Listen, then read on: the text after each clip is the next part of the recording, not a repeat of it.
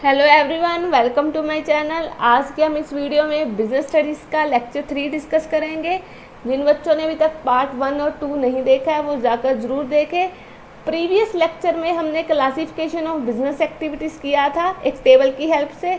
आज उसी को हम डिटेल में डिस्कस करेंगे और बिजनेस के ऑब्जेक्टिव्स क्या होते हैं वो भी डिस्कस करेंगे। तो चलिए स्टार्ट करते हैं आज की इस वीडियो को।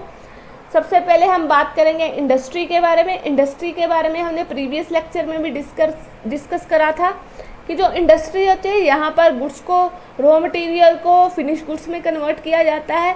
कि इंडस्ट्री वो जगह जहाँ पर जो आपकी कन्वर्जन ऑफ रिसोर्सेज है उन्हें यूजफुल गुड्स में कन्वर्ट किया जाता है।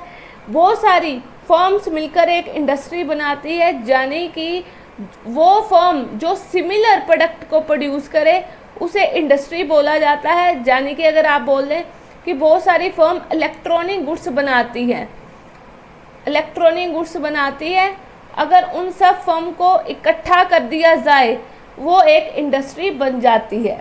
इंडस्ट्री को 3 पार्ट में डिवाइड किया गया है, हमने कल भी डिस्कस करा था। सबसे पहले हम बात करेंगे प्राइमरी इंडस्ट्री के बारे में। प्राइमरी इंडस्ट्री में क्या होता है, जो कि आपका रॉ मटेरियल है उसे प्रोड्यूस किया जाता है, यानी कि यहाँ पर नेचुरल रिसोर्सेज की मदद से चीज़ों को प्रोड्यूस किया जाता है। यहाँ पर जो काम होता है वो जीरो से स्टार्ट होता है। यहाँ पर कोई भी चीज़ आपके पास बनी नहीं होती, उन्हें बनाना पड़ता है।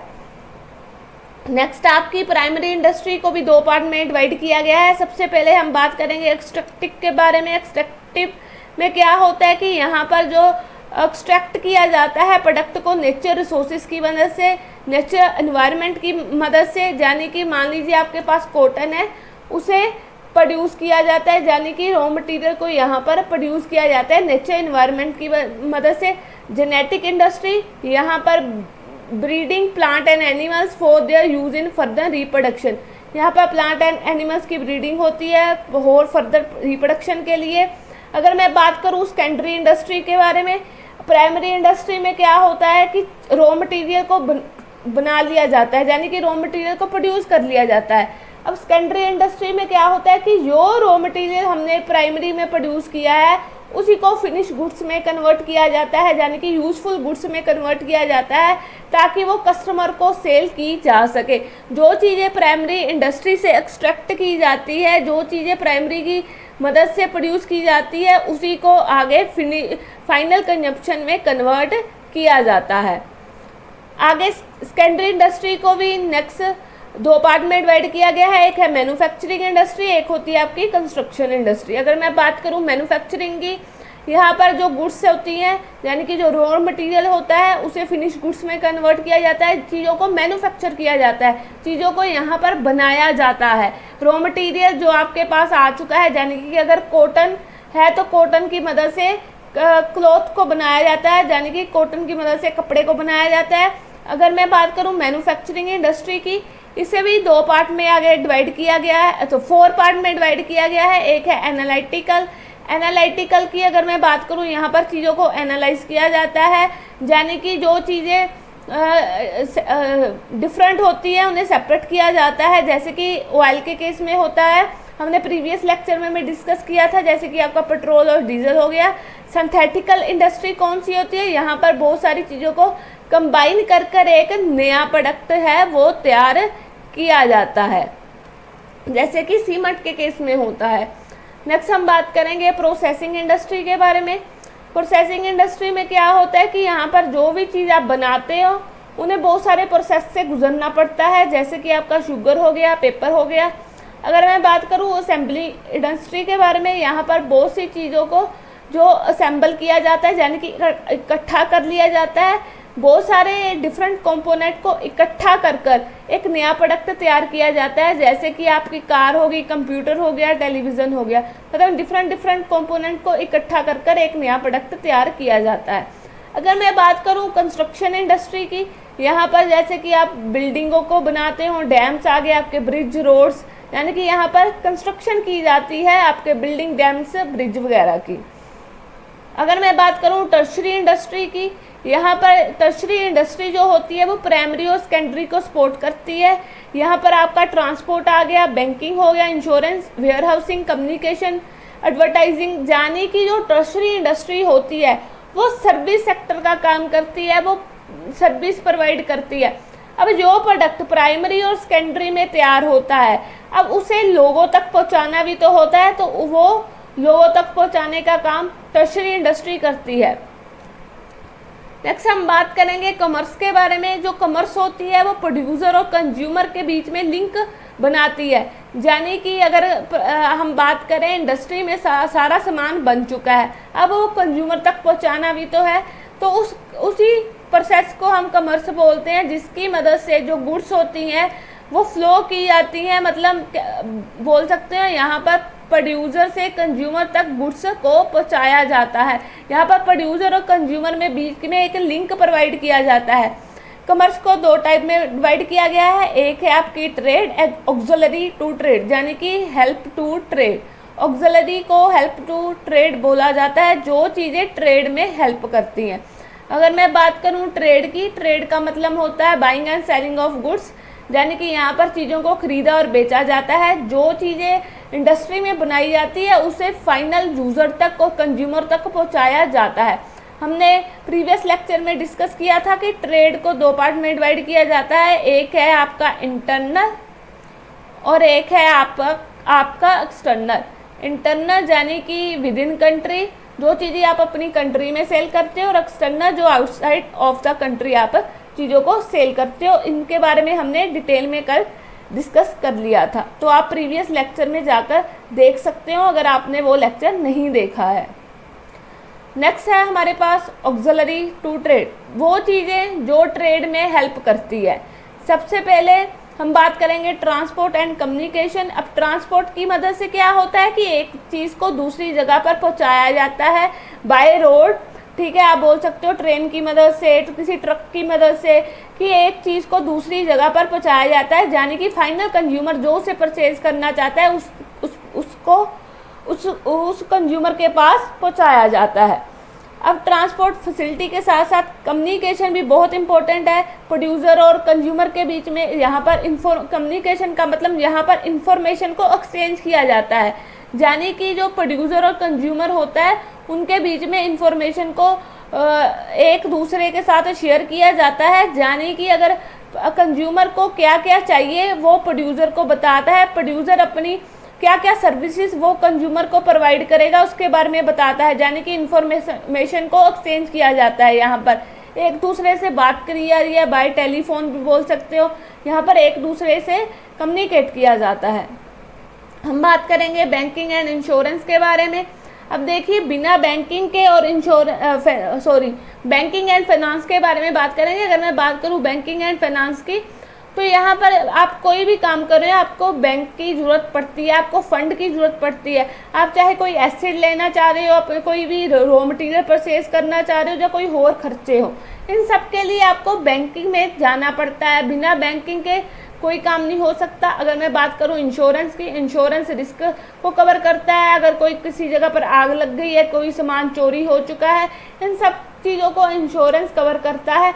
अगर मैं बात करूं वेयर हाउसिंग की, अब प्रोड्यूसर ने क्या किया, चीज़ों को बना तो लिया, अब जो चीज़ें बनाई है वो इमीडिएटली बिकती नहीं है, यानी कि इमीडिएटली वो सेल नहीं होती है, उन्हें स्टोर करना होता है। तो स्टोर करने का जो काम करता है वो वेयर हाउस करता है, यानी कि ये चीज़ों को स्टोर कर रखता है जब तक चीज़ें सेल नहीं हो जाती। नेक्स्ट हम बात करेंगे एडवर्टाइजिंग।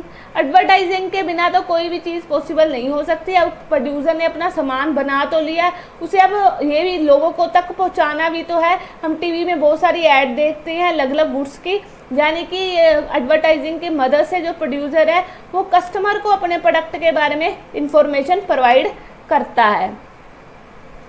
नेक्स्ट हम बात करेंगे ऑब्जेक्टिव्स ऑफ बिजनेस के बारे में। अगर मैं बात करूं बिजनेस का मेन ऑब्जेक्टिव क्या होता है, यानी कि ऑब्जेक्टिव आप ऐसे समझ सकते हैं कि अगर आपने किसी चीज़ में पैसा लगाया है, बदले में आप इस चीज़ की उम्मीद रखते हो कि कुछ ना कुछ रिटर्न तो आए, तो बिजनेस का मेन ऑब्जेक्टिव यही होता है कि अगर उसने कुछ पैसा लगाया है तो उसके बदले में उसे कुछ ना कुछ रिटर्न जरूर मिले।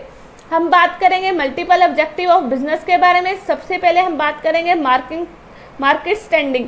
यानी कि सबसे पहले जो आपका बिजनेसमैन है वो ये फाइंड आउट करने की कोशिश करता है कि वो मार्केट में कहाँ पर स्टैंड कर रहा है, वो अपने कॉम्पिटिटर के मुकाबले कहाँ पर खड़ा हुआ है, क्या उसके प्रोडक्ट को कस्टमर है वो पसंद कर रहे हैं। वो ये भी कोशिश करता है भी वो अपने प्रोडक्ट को अपने कॉम्पिटिटर से ज़्यादा अच्छे तरीके से कस्टमर तक पहुँचाए, कस्टमर को सेटिस्फेक्शन प्रोवाइड करे।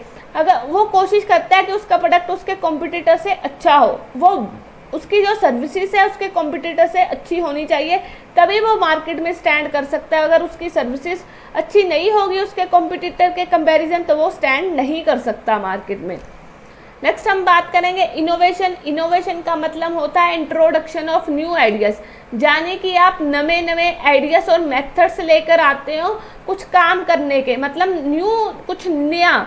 इनोवेशन का मतलब कुछ नया, जैसे कि आप अपने प्रोडक्ट में इनोवेशन कर सकते हो, यानी कि अगर आप अपना प्रोडक्ट में अपने न्यू आइडियाज़ लेकर आ सकते हो ताकि आपका जो प्रोडक्ट है वो आपके कॉम्पिटिटर से अलग हो।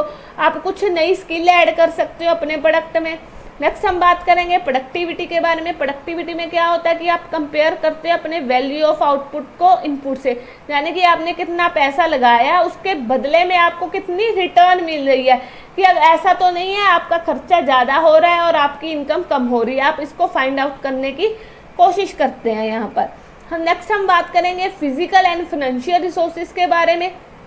देखिए किसी भी बिजनेस को फिजिकल और फाइनेंशियल रिसोर्सेज की ज़रूरत पड़ती है। फिजिकल लाइक आप बोल सकते हैं कोई मशीन हो गया, ऑफिस हो गया। अब सामान बनाने के लिए मशीन की ज़रूरत पड़ती है, ऑफिस की ज़रूरत पड़ती है, ऑफिस में यहाँ पर काम किया जाता है। फाइनेंशियल रिसोर्सेज की ज़रूरत पड़ती है, यानी कि पैसे की ज़रूरत पड़ती है ताकि जो फंड्स है उसकी मदद से चीज़ों को प्रोड्यूस किया जा सके, कस्टमर तक पहुँचाया जा सके। नेक्स्ट हम बात करेंगे अर्निंग प्रॉफिट। कोई मर्जी बिजनेस हो उसका मेन मोटिव प्रॉफिट कमाना भी होता है, कि उसने जितना पैसा लगाया उसके बदले में उसे कितना रिटर्न मिल रहा है, उसके बदले में उसे कितना प्रॉफिट हो रहा है। ये हर बिजनेस का मेन मोटिव होता है, यानी कि हर बिजनेसमैन ये जानने की कोशिश करता है कि उसने जितना पैसा लगाया था उसके बदले में कितना प्रॉफिट हो रहा है। मैनेजर परफॉर्मेंस एंड डेवलपमेंट, यानी कि कोई भी आपका मैनेजर हो, अगर वो कंपनी में या बिजनेस में कहीं भी जगह काम करता है उसका ये फ़र्ज बनता है कि उस चीज़ों को तालमेल बनाकर चले, यानी कि जितनी भी बिजनेस एक्टिविटीज़ होती है उनमें कोऑर्डिनेशन बना के रखे, तालमेल बना के रखे, ताकि जो बिज़नेस की परफॉर्मेंस है वो अच्छी हो सके। अगर वो बिज़नेस एक्टिविटी में तालमेल नहीं बना के रखेगा, चीज़ों को अच्छे ढंग से नहीं करेगा, तो वो बिज़नेस में कभी भी सफल नहीं हो सकता। नेक्स्ट हम बात करेंगे वर्कर का परफॉर्मेंस एंड एटीट्यूड। अब देखिए वर्कर का परफॉर्मेंस और एटीट्यूड किसी भी कंपनी के प्रॉफिट में बहुत इफेक्ट डालता है। अगर मान लीजिए आपका वर्कर हर रोज़ छुट्टी ले रहा है या वो काम पर डेली रेगुलर टाइम पर नहीं आ रहा, तो जाने कि वो अपना उसका एटीट्यूड काम के प्रति अच्छा नहीं है, जाने कि कोई पर्सन अपने काम के प्रति कितना ईमानदार है, वो उसका परफॉर्मेंस कैसा है, ये किसी के कंपनी के प्रॉफिट के लिए बहुत ज़्यादा ज़रूरी होता है। तो वर्कर की क्या परफॉर्मेंस है, एटीट्यूड क्या है काम के प्रति, ये भी एक इम्पोर्टेंट ऑब्जेक्टिव होता है बिजनेस का। तभी बिजनेस अपना प्रॉफिट अर्न कर सकता है अगर उसका वर्कर की परफॉर्मेंस अच्छी होगी। नेक्स्ट हम बात करेंगे सोशल रिस्पॉन्सिबिलिटी के बारे में। अब देखिए हर एक बिजनेस की कुछ ना कुछ सोशल रिस्पॉन्सिबिलिटी होती है, यानी कि अगर मैं बात करूं कोई भी इंडस्ट्री, अगर उसने ऐसी इंडस्ट्री खोल ली है जिसकी वजह से पोल्यूशन बहुत हो रहा है, तो इसका मतलब वो सोसाइटी को हार्म कर रहा है, यानी कि आपकी इंडस्ट्री आपके बिजनेस के चक्कर में आपका जो इन्वायरमेंट है वो ख़राब नहीं होना चाहिए। यानी कि आपके बिजनेस की कुछ सोशल रिस्पॉन्सिबिलिटी बनती है ताकि वो सोसाइटी को नुकसान ना पहुंचाए। तो ये मेन ऑब्जेक्टिव होते हैं किसी भी बिजनेस के बारे में। बिजनेस स्टडी एक ऐसा सब्जेक्ट है जिसके आपको कंसेप्ट को क्लियर करना बहुत ज़्यादा ज़रूरी है। आप इसे याद करने की कभी कोशिश मत करना, अगर आप इसे याद करने की कोशिश करोगे तो आपको कुछ भी समझ में नहीं आएगा। तो बिजनेस स्टडी के कंसेप्ट समझने की कोशिश करें। नेक्स्ट बिजनेस रिस्क, इसका एक पार्ट रह गया है, उसको हम नेक्स्ट लेक्चर में कवर करेंगे। आप इस वीडियो को लाइक करें, शेयर करें और कमेंट भी करें और चैनल को सब्सक्राइब करें और ये भी बताएं आपको ये वीडियो कैसी लगी। थैंक यू, मिलते हैं हम नेक्स्ट वीडियो में।